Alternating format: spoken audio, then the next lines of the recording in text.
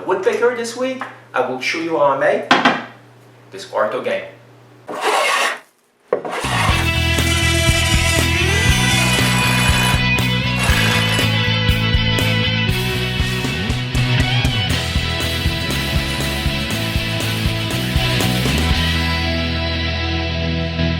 About a month ago, Steeve Ramsey from Woodworking for Mere Mortals introduced me to the Quarto Board Game.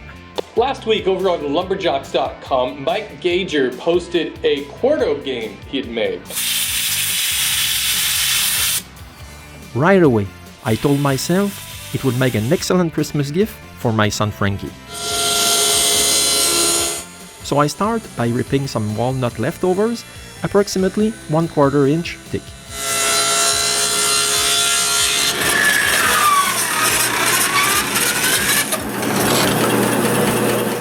Next, I cut round pucks for the board top with the help of my pantograph.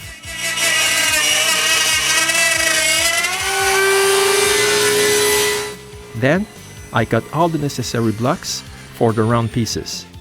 I mark the center of each block. Now, I make them round with my cheap and super dangerous lathe.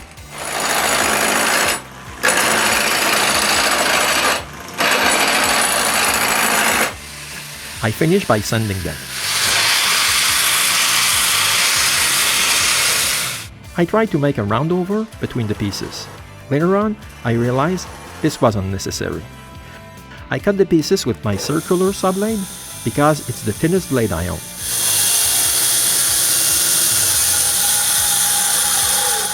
Now, I need to drill a hole in the center of the round pieces. I begin by drilling 1.25 inch hole on a 2x4.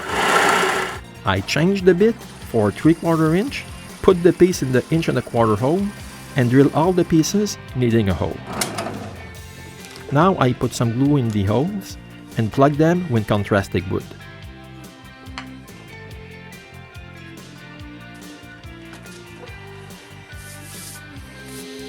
While the glue is drying, I cut blocks for the square pieces. I round over all the corners on the router table. I cut the square pieces the same length as the round one.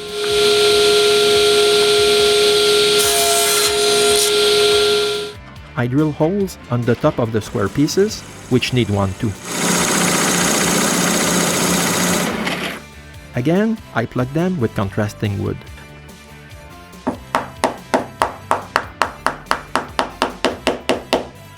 When the glue is dry, I cut the excess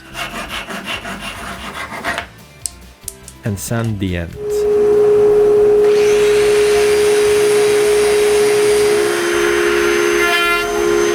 I put a round over on the top of all the square pieces on the router table. I put a round over on the round pieces with the help of a hole on a 2x4.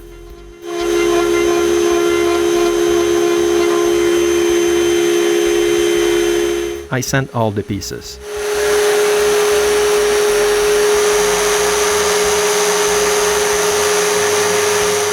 I lay down the wooden puck I made, along with all the necessary pieces, on my workbench. I try a couple of pieces layout, just to see if they would take less space than the pucks. Now I can draw the plan for the box. I use old hardwood flooring planks glued together. At least I'll have one good side.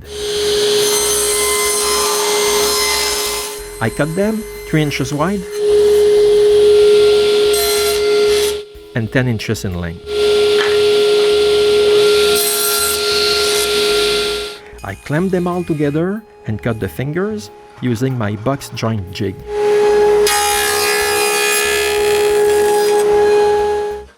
When I'm finished, I check to see if the boxes are okay. I route a small groove on the bottom of each side and a wide one on top.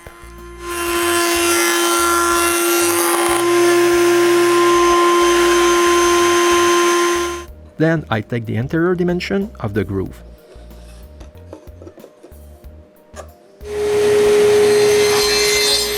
I cut plywood for the bottoms. I place my sled stop the width of the bottom panel and cut them.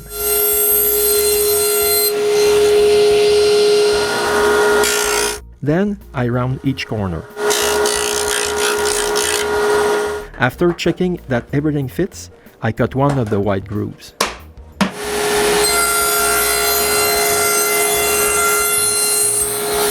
I fine-tune it with a hand plane.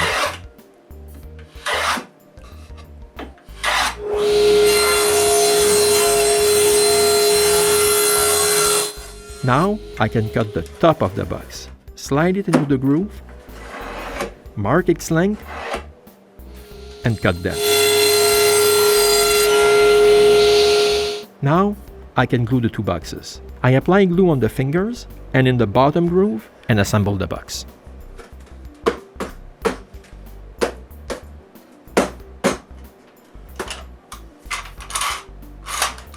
I just need to clamp it out. Now it's time to mark the placement of the lid's holes. I drill shallow holes in the center of my marks.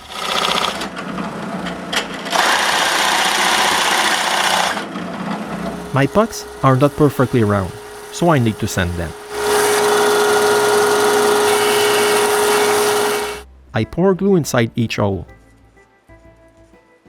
Then each one receives a wooden puck. I take care to keep all the pucks wood grain in the same direction as the yoke. When they're all in their place, I seat them with a mallet. The second lid will be different. On the scrap pins, I drill 3 holes, which I fill with an epoxy mix. The first one is mixed with black aniline dye, the second with stain, and the last one with walnut dust. I sand away the excess epoxy.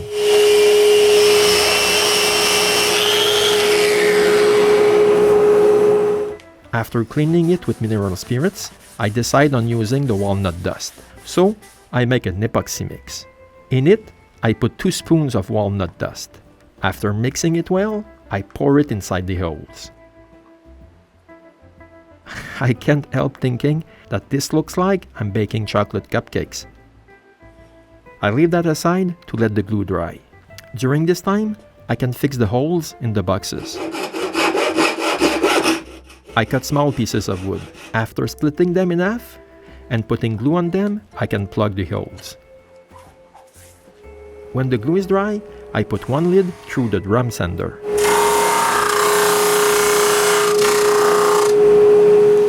Because of the epoxy, I smooth the other one with the sander.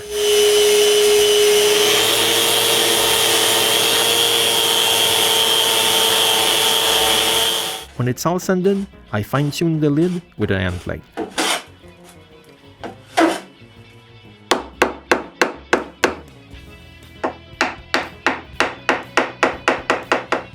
On top of the lid, I make a finger pull.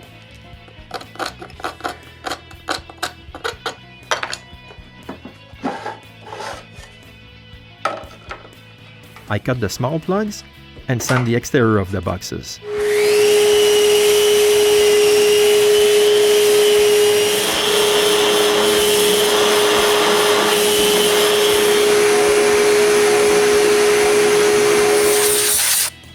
Now that I'm finished, I blow compressed air on the boxes and all the pieces and clean everything with alcohol.